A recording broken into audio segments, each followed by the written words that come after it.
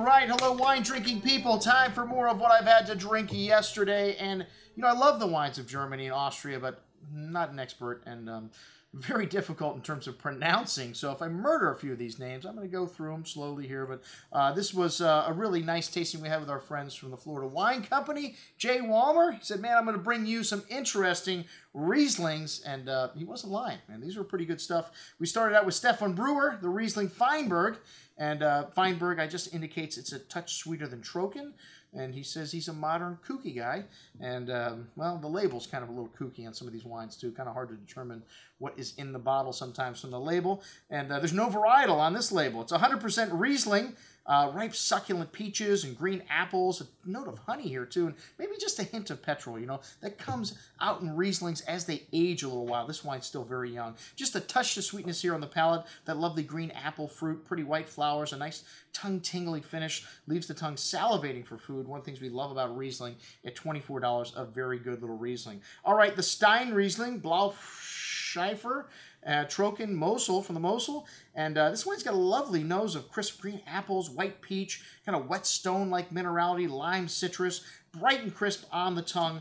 I like biting into a green apple, very zesty, some lime citrus there as well, a tongue-tingly minerally note, some briny notes here as well. Very good little wine at $22.50. The Peter Lauer Riesling Senoir Aylo Saar, another kooky label here, and kind of hard to determine, you know, what the wine is from the label, but the wine's really good. We don't really care about the packaging. It's nice when it has all of the characteristics of a great wine, and, you know, reading the package is kind of, you know, to me, essential. Anyways, this wine's got a lovely bouquet of honey, green apple, lemon blossom, citrus fruit, some flinty minerally notes, kind of salty there as well. A touch of petrol coming out in this wine, even though it's very young. Maybe just a touch.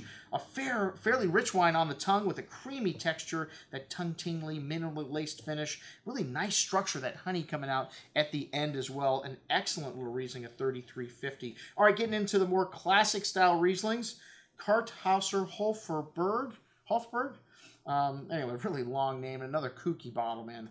They've got just a neck label, and it looks like the label fell off the bottle. It was right on the back where the back label is, which most people consider the front label according to BATF.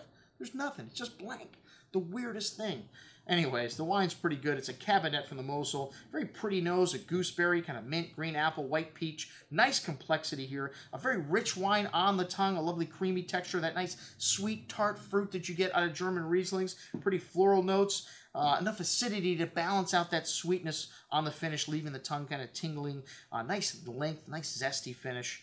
Excellent juice at $43.50. And then the Krover Steffensberg Riesling Spatlese. Spatlese is a level of ripeness, so usually the wines have more residual sugar in them. Today you have to turn the label over and look at the alcohol level to see if they have residual. This one definitely got a little residual. You can tell on the palate also after you open the bottle up. Classic green apple, white peach, lime citrus, Jolly Rancher candy fruits on the nose, pretty white florals. On the palate, really succulent peach and white cherry and apple fruit showing through. Some light honeyed notes here as well, but a firm hand of acidity, even though this wine's got some residual. Man, this would be fantastic with spicy Thai food, really rich and creamy on the tongue, a long layered finish. This wine's got structured to last for decades in your cellar. That's right, Riesling, one of the longest lived wines in the world. A wine like this you could keep for 10, 20 years or more at $42. An excellent example of a Spatlese. All right, I'm your host, Andrew Lamposoni, signing off for the Wine Watch, saying remember, always drink the good stuff first.